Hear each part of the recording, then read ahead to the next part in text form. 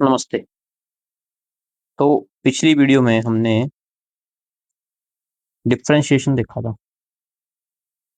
तो डिफरेंशिएशन के बारे में हमने अभी तक जान चुके हैं। अब हम बात करेंगे आज इंटीग्रेशन। तो इंटीग्रेशन क्या होता है? It is a reverse process of differentiation. ये डिफरेंशिएशन का रिवर्स प्रोसेस होता है। मान लो हमने फंक्शन एफ ऑफ एक्स का क्या किया, डिफरेंशिएशन, तो हमें मिल गया जी एक्स, और फंक्शन मिल गया।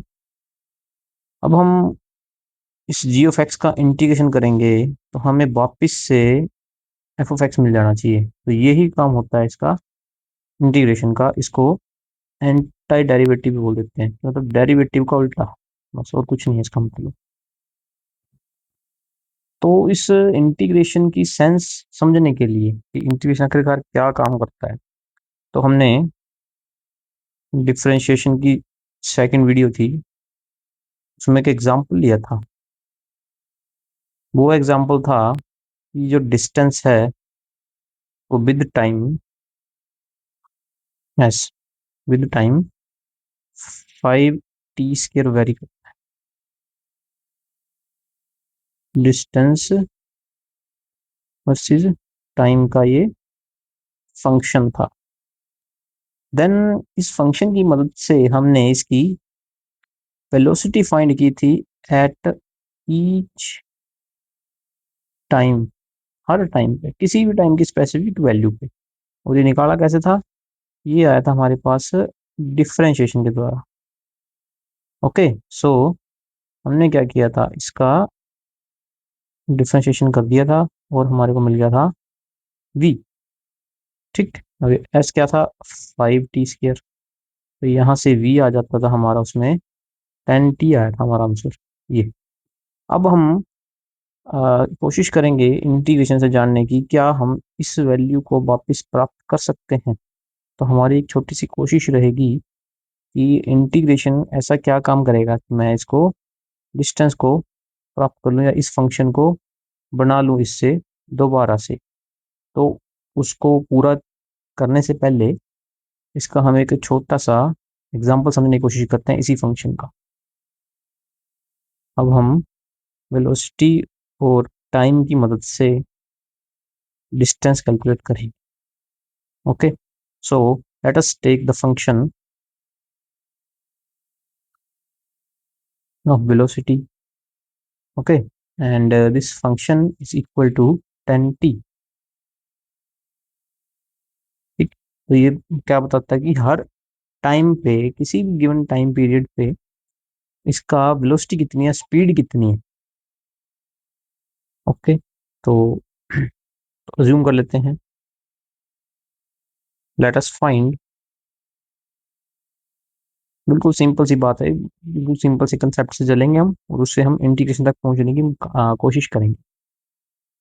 लेट अस फाइंड डिस्टेंस या डिस्प्लेसमेंट, दोनों सेम एक बार मान के चल लेते हैं। फर्क तो हमें पता ही है, लेकिन एक लीनियर मोशन है, एक लाइन में वस्तु चल रही है जिसकी रफ्तार इतनी है, तो डिस्टेंस और डिस्प्लेसमेंट बराबर है, तो इनको मैं इंटरचेंजेबली यूज कर सकता हूँ यहाँ पे सिर्फ समझने के लिए। ओके, तो हम टी बराबर 2 सेकंड से 5 सेकंड तक हमें डिस्टेंस निकालना है। ठीक, तो सबसे पहला मेथड तो आपका क्या हो सकता है? सबसे पहला मेथड तो ये हो सकता है कि आप फाइंड करो वेलोसिटी 2 सेकंड पे, वो कितनी हो जाएगी, 20 मीटर पर सेकंड। फिर वेलोसिटी 5 सेकंड पे, वो कितनी हो जाएगी, टी की जगह 5 लिख देंगे तो आ जाएगा जी 50 मीटर पर सेकंड।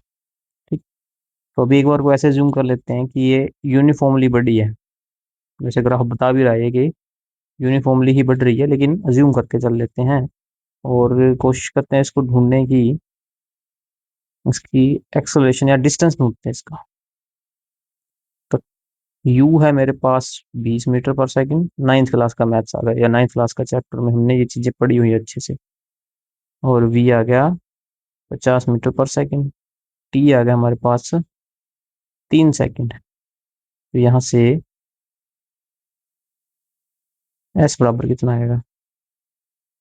s होता है ut प्लस, अच्छा इसमें तो दिक्कत हो जाएगी ना, इसमें हमारे को a निकालना पड़ेगा। उसको छोड़ते दूसरा लगाते हैं, ये वाला v square minus u square बराबर 2as।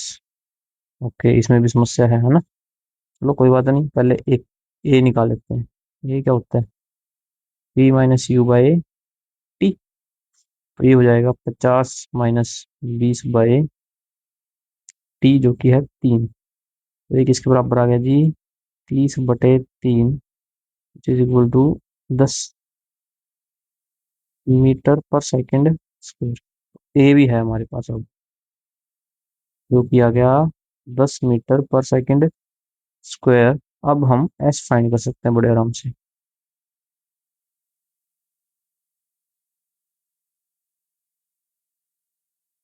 तो यू की वैल्यू 20 टाइम 3 प्लस हाफ, ए की वैल्यू 10, बी की वैल्यू 50, सॉरी टी की वैल्यू 3 का स्क्वायर। तो ये हो जाएगा 20 × 3 = 60, प्लस ये 5 पे जाएगा, ये 3 × 3 = 9 हो जाएगा, 9 × 5 = 45। तो ये हो जाएगा आपके पास 105 मीटर। ये डिस्टेंस हमारे पास आ चुका है। तो ये तो डायरेक्ट कर लिया हमने जितना अभी तक जाना है।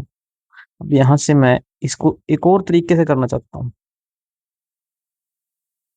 थोड़ा अप्रोक्सीमेशन लेके। एक और तरीके से कैसे? पहले मैं इसका एक ग्राफ बनाते हैं इसका। ग्राफ की मदद से इसको पहले एक बार फंक्शन को देख लेते हैं हल्का सा, ये फंक्शन कैसा होगा। तो जो आपने अभी तक ग्राफ के बारे में जानकारी ले रखी है, तो आई होप आप इसका ग्राफ बड़े आराम से बना भी सकते हो। तो वेलोसिटी है क्या?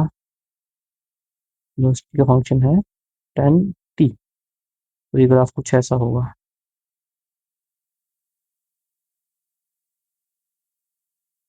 कुछ ऐसा इसका ग्राफ आ जाएगा, वेलोसिटी का टाइम के साथ ग्राफ।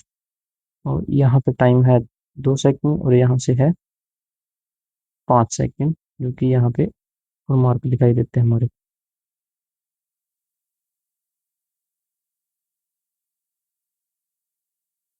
ठीक है। अब मैं इस डिस्टेंस को कैसे निकालूंगा? मैं इस डिस्टेंस को इस फॉर्मूले की मदद से नहीं निकालूंगा। इसको मैं थोड़ा यूनिक मेथड से, थोड़ा अलग तरीके से करता हूँ। तो हम ना 2 से 5 सेकंड के टाइम को टाइम इंटरवल में तोड़ देंगे। डेल्टा टी बराबर 0.5 सेकेंड। मतलब क्या करेंगे हम? पहला टाइम इंटरवल होगा हमारा 2 से 2.5 सेकेंड का। फिर दूसरा टाइम इंटरवल होगा हमारा 2.5 से 3.0। तीसरा क्या होगा?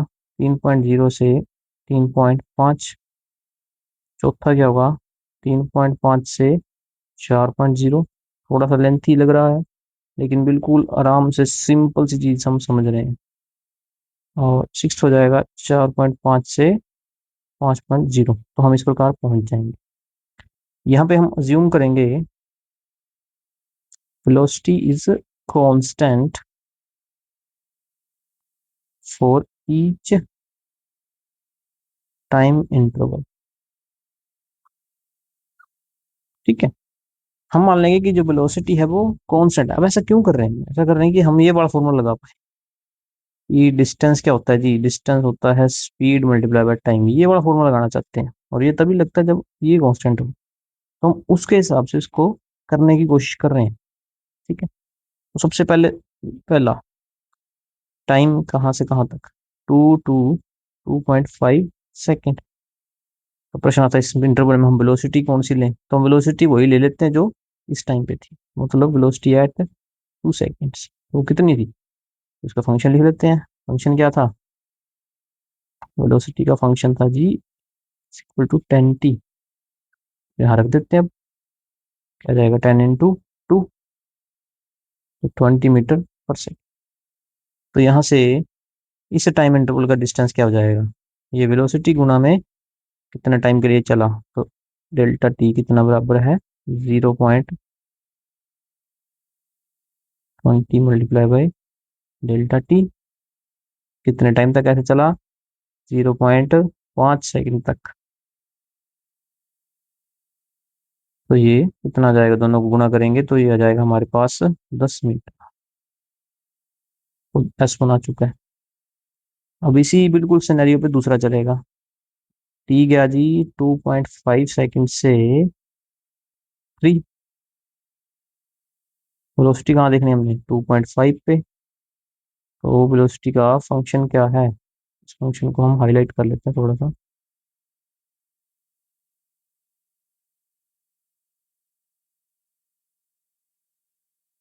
अभी हमें इसको हमेशा डायरेक्टली समझने में दिक्कत ना हो। क्या हो जाएगी, 10 × 2.5 which is equal to 25 metre per second. So displacement कितना हो जाएगा, S2 लेते हैं। तो 25 × टाइम कितना, 0.5 ही है। तो ये हो जाएगा जी 12.5 मीटर। अब तीसरा, टाइम कहाँ से कहाँ तक, 3 से 3.5 सेकेंड।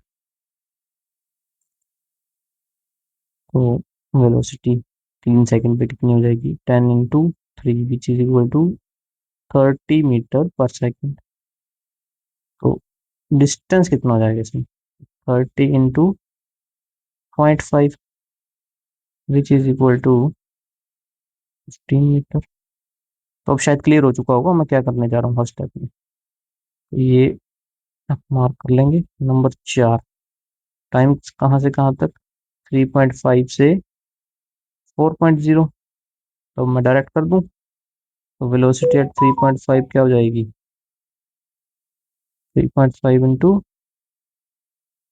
फंक्शन क्या वेलोसिटी का 10t है, 10 × 3.5 which is equal to 35 metre per second. यहाँ से S4 हो जाएगा 17.5 मीटर। ठीक है, 0.5 से मल्टीप्लाई करेंगे तो डायरेक्ट कर दी मैंने। अब 4 से 4.5, तो वेलोसिटी 4 वाले ले लेते हैं, 10 × 4 40 मीटर पर सेकेंड। तो यहाँ से S5 कितना आ गया, 20 मीटर। सिक्स, 4.5 से 5, वेलोसिटी कितनी, 4.5 के टाइम की, और which is equal to 45 metre per second. And distance कितना हो जाएगा, ये डिस्टेंस हो जाएगा ये 22.5 मीटर। तो अब मैंने हर आधे सेकंड के लिए ये डिस्टेंसेस निकाल लिए ये सारे। ओके, तो मेरे को एक रफ एस्टिमेट सा मिल गया। अब इसमें एग्जैक्टली कैलकुलेट करूंगा तो सही नहीं आएगा, ऑब्वियस सी बात है, क्योंकि हमने रफली एस्टिमेट किया है कि जो एवरेज टाइम के अंदर जो वेलोसिटी रही थी वो कांस्टेंट मान के चले हम 0.5 सेकंड के इंटरवल में। लेकिन फिर भी चलो जोड़ के देख लेते हैं कैसा आता है ये, S1 plus S2 plus S3 plus S4 plus S5 plus S6। ठीक, तो ये आ जाएगा आपका इन सबको जोड़ के 10 प्लस यहाँ से 12.5 प्लस 15, ये रहा 15 इधर, प्लस 17.5 प्लस 20 प्लस 22.5। और इसको कैलकुलेट करेंगे तो हम आएगा ये आएगा 97.5 मीटर। एग्जैक्ट क्या था, एग्जैक्ट था 105 मीटर डिस्टेंस इस टाइम पीरियड के अंदर। तो हम काफी क्लोज पहुंच चुके हैं इस अप्रोक्सीमेशन से।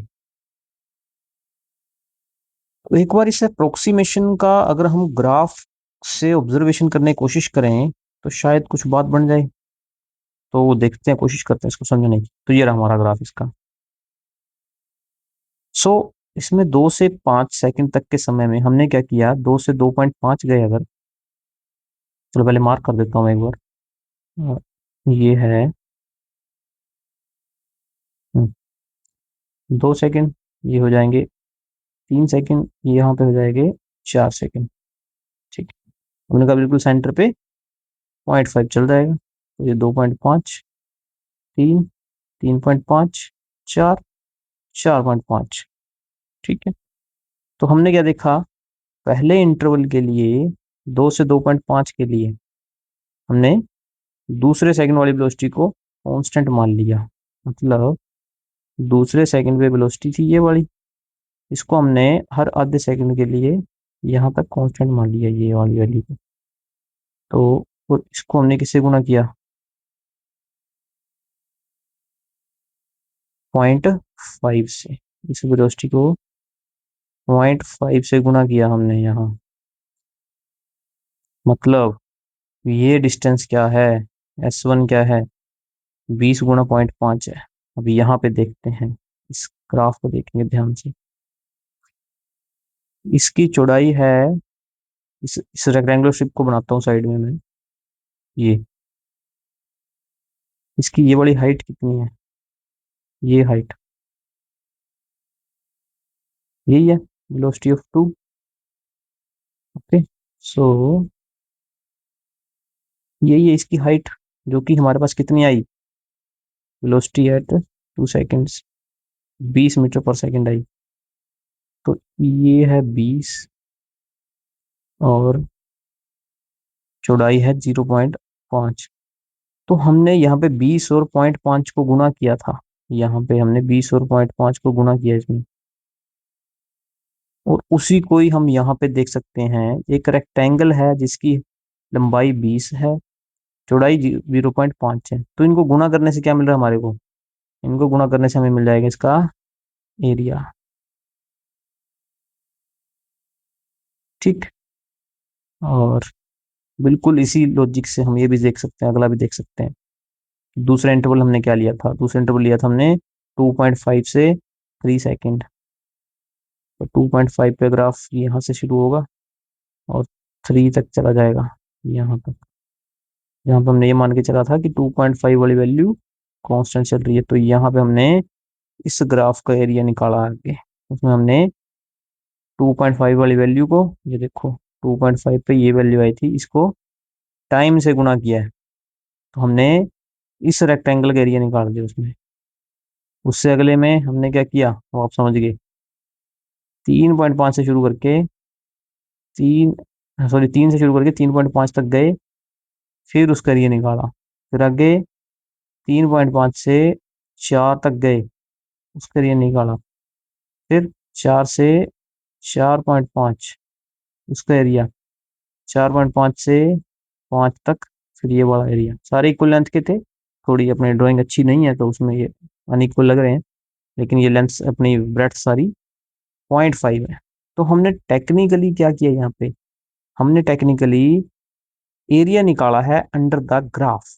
और यही बात हम वैसे भी जान चुके हैं, जानते हैं पहले से, कि वेलोसिटी टाइम का जो ग्राफ होता है उसके अंडर का जो एरिया है वो किसके बराबर होता है, डिस्टेंस के बराबर होता है हमेशा। तो अब एग्जैक्ट एरिया क्या होगा, एग्जैक्ट वैल्यू क्या होगी, ये तो हमने टाइम इंटरवल 0.5 दिया था, तो एग्जैक्ट एरिया क्या आएगा इसका, तो अभी देख लेते हैं एग्जैक्ट एरिया क्या आएगा। तो ग्राफ बनाते हैं अपना वेलोसिटी टाइम। तो t बराबर 2 से t बराबर 5, तो इसको मैं ड्रॉ कर लेता हूँ अलग से। ये एरिया निकालना हमने, ठीक है। और ये वाली लेंथ क्या हो जाएगी फिर, ये हमारे पास एक ट्रेपीजियम हो गया।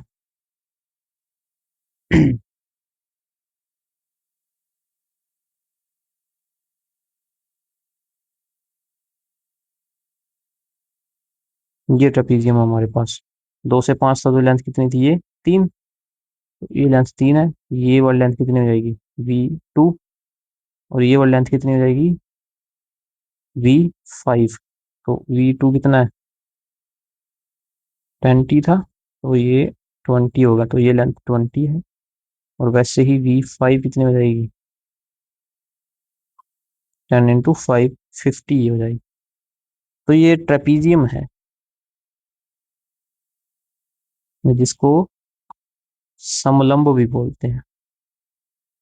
ठीक, तो समलंब का एरिया कैसे निकलता है? 1/2 गुना में सम ऑफ पैरेलल साइड, समानांतर भुजाओं का जोड़। समलंब क्या होता है? जिसमें दो भुजाएं समानांतर हो, बाकी दो ना हो। तो उसका एरिया कैसे निकालते हैं, क्षेत्रफल कैसे निकालते हैं? समानांतर भुजाओं का जोड़ गुणा में उनके बीच में लंबवत दूरी, परपेंडिकुलर डिस्टेंस, जो कि यहाँ पे है 3 के बराबर। तो ये कितना आ जाएगा? 70। 35 से कटा तो ये हो जाएगा 105 मीटर। तो ये 105 मीटर आ गया टोटल एरिया, और हमारे एग्जैक्ट आंसर भी 105 मीटर ही था। तो ये बात तो क्लियर होगी कि वेलोसिटी टाइम ग्राफ के अंदर एरिया आता है अपना, अंदर जो एरिया आता है वो डिस्टेंस के बराबर होगा। हमारी अजम्पशन क्या कहती थी? ये अगर 0.5 सेकंड का इंटरवल लेंगे तो इतना एरिया बनता है, मतलब इतना डिस्टेंस बनता है। तो ये फर्क कहाँ से आ रहा है? ये फर्क आया ये जो एरिया बच चुके थे उनके कारण। यहाँ पे छोटा एरिया ये बच गया, यहाँ पे ये बच गया। तो इन इंटरवल्स के कारण ये एरिया हमारा हमारा आंसर थोड़ा सा अलग आया इस अजम्पशन के कारण। अब हमने यहाँ पे ये अजम्पशन से निकाला कैसे एरिया सारा ये? तो अगर आपने ध्यान दिया हो तो हमने ऐसे कैसे निकाला? हमने निकाला, पहले एक वेलोसिटी ली, उसको डेल्टा टी से गुना किया। फिर हमने दूसरी वेलोसिटी ली, उसको डेल्टा टी से गुना किया। फिर हमने सारी इस प्रकार वेलोसिटी लेते गए अलग अलग टाइम इंटरवल के लिए। इस प्रकार हमने निकाला ना, इस प्रकार हमने निकाला। तो ये तो 6 टर्म्स आई। मैंने डेल्टा टी कितना लिया था? 0.5 सेकेंड। अब अज्यूम करो मैं इस डेल्टा टी को 0.000001 ले जाऊं, तो मतलब मैं क्या करूंगा? मैं इस ग्राफ के एरिया को अब की बार जो निकालूंगा, मैं बहुत ही छोटी रेक्टेंगल्स लूंगा। बहुत ही छोटी, इतनी छोटी कि उसमें ये जो ऊपर एरिया बच जाते हैं, ये पहले वाले जो एक्स्ट्रा एरिया बच गए थे, ये तो बहुत बड़े दिखाई दे रहे थे अब। तो ये बहुत पतली लेयर हो जाएगी अगर, तो मैं इस पे टेक्निकली देख भी नहीं पाऊंगा कि एरिया में कितना डिफरेंस रह रहा है। मतलब बहुत ही छोटा हो जाएगा। या उसको पुराने अपने उस भाषा में बोलूँ तो मैं डेल्टा टी टेंस टू अगर 0 कर दूं, तो क्या मैं एग्जैक्ट एरिया भी निकाल सकता हूँ, या फिर एग्जैक्ट वैल्यू भी निकाल सकता हूँ। और वही काम हमारे को कौन करके देगा? वही काम हमारे को करके देगा इंटीग्रेशन। इसी को ही इंटीग्रेशन कहा जाता है। तो मैं आपको एक इसी तरीके से, बिल्कुल इसी तरीके से जैसे मैंने किया, मैंने क्या किया? डेल्टा टी लिया 0.5 सेकेंड, कहाँ से कहाँ तक? 2 से 5 सेकेंड। 6 इंटरवल बनाए, और मैंने इसको निकाला, अपना एस को निकाला या एरिया निकाला। दोनों बातें सेम। आपको मैं डीआईवाई देता हूँ, आप क्या करो, छोटा आसान सा देते हैं काम, और थोड़ा एग्जैक्ट भी होगा ये। टाइम लो 2 से 3 सेकेंड, ठीक है, और इंटरवल ले लो 0.1 सेकेंड का। मैंने कितना लिया था? 0.5 सेकेंड का लिया। आप 0.1 सेकेंड का लो, तो मतलब आपको टेक्निकली 10 बार ये काम करना पड़ेगा। रफ नोटबुक में कर सकते हो बड़े आराम से, ठीक है। और वेलोसिटी का फंक्शन क्या है? 10 t है। तब आप देखो कि एस कितना आता है, और वो एस आपका एग्जैक्ट वैल्यू का कितना नजदीक आता है। तो आप पाओगे कि आप उससे तो काफी नजदीक आ चुके हो पहले से।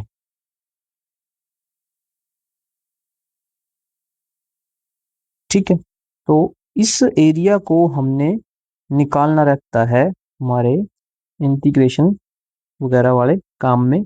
और हिंट हमको मिल गया है भाई कि कुछ ऐसा काम होगा हमारे पास। ये अगर यहीं पे मैं ये वाला काम कर दूं, delta T tends to zero, तब ये कहला जाएगा इंटीग्रेशन।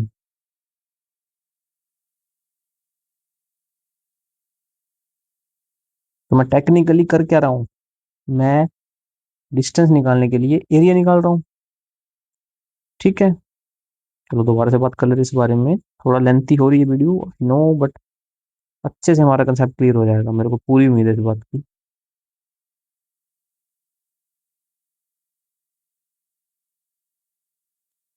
तो ये फंक्शन था हमारा,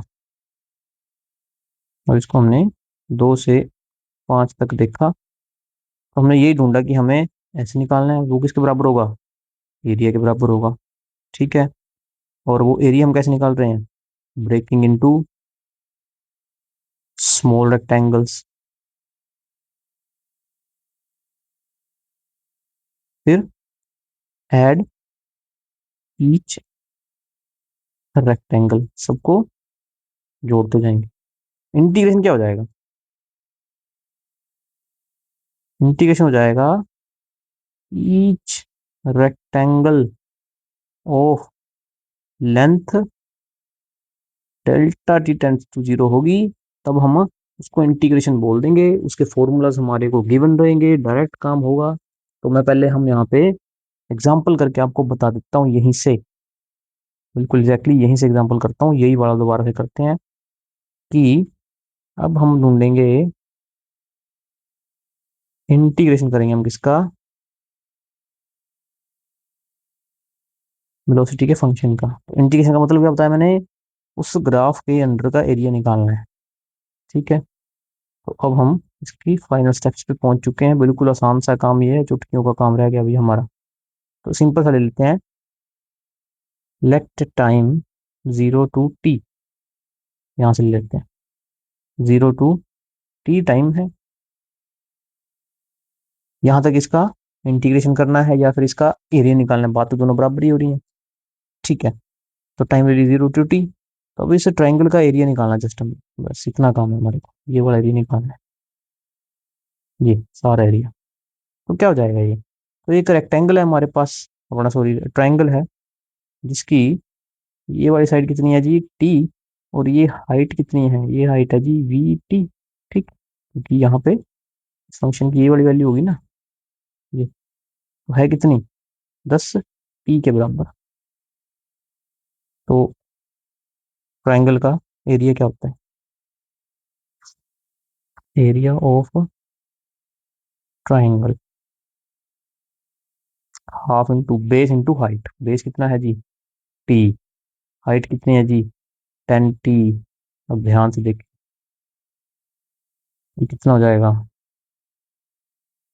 10 t² बाय 2, 2 से 5 पे कटा, तो ये किसके बराबर आ गया, 5 t²। यही एरिया किसके बराबर है, एस के बराबर। अब याद करो पिछली वीडियो में हमने एस का डिफरेंशिएशन किया था, जिससे हमें वी मिला था। एस कितना था वहां पे, एस था 5 t² और वी कितना था, 10 टी। अब हमने क्या किया है, अब हमने 10 टी से वापिस प्राप्त कर लिया 5 t², या फिर एस वापिस प्राप्त कर लिया किस विधि से, इस विधि का नाम है इंटीग्रेशन। इसका सिंबल क्या रहेगा, इसका सिंबल ये रहेगा कि हमने इंटीग्रेशन किसका किया, हमने वेलोसिटी टाइम ग्राफ के अंदर ही निकाला ना, तो वेलोसिटी और टाइम की गुणा करके हमने ऐसे निकाला है। ठीक है, इसको लिखने का तरीका क्या रहेगा, बदल क्या रहा है यहाँ पे, समय बदल रहा है, समय वेरिएबल है, क्योंकि समय से ही वेलोसिटी बदल रही है। उसको लिखने का तरीका रहेगा, इंटीग्रेशन का सिंबल होता है ये वाला, और आपका जो फंक्शन है वेलोसिटी, किसका फंक्शन है ये, टाइम का। तो टाइम का जो फंक्शन है उसको डी टी से लिख देंगे। डी टी से लिखने का मकसद सिर्फ क्या, delta T tends to zero, वही काम किया है हमने, ये एरिया निकालने का। ये हमारा बराबर आ जाएगा एस के। तो ये उसी से ही मिलता जुलता है जो हमने यहाँ पे ये स्टेप देखा था, ये वाला, ये इसी स्टेप में हमने क्या किया, delta T tends to zero कर दिया, मतलब ये बहुत सारे ऐसे इंटरवल बना दिए हमने, इनफाइनाइट बना दिए, क्योंकि delta T tends to zero बहुत छोटी वैल्यू होती है कुछ ऐसी। तो ऐसे हमें बहुत सारे इंटरवल बनाने पड़ेंगे, हर पॉइंट पे एग्जैक्ट वैल्यू कैलकुलेट करेंगे। लेकिन उसकी बजाय हमने क्या किया, डायरेक्ट एरिया निकाल कर ये फंक्शन प्राप्त कर लिया।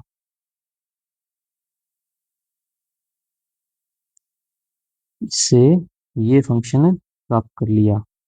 तो अब यहाँ से हमने क्या देखा, इसमें हमने ये देखा कि जो इंटीग्रेशन है, इसने क्या किया, इसने एक्यूमुलेट की value of v with respect to time.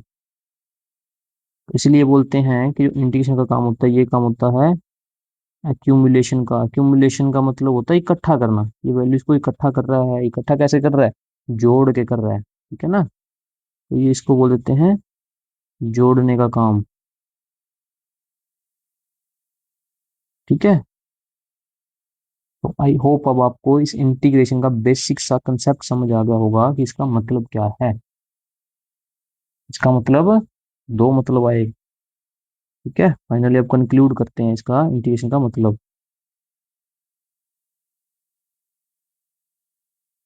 Integration का एक मतलब होता है area under graph of function, ठीक है। तो उसी एरिया से हम ये भी बता सकते हैं, या इंटीग्रेशन का एक दूसरा मतलब बोल सकते हैं क्या, values accumulated by the function with respect to independent variable।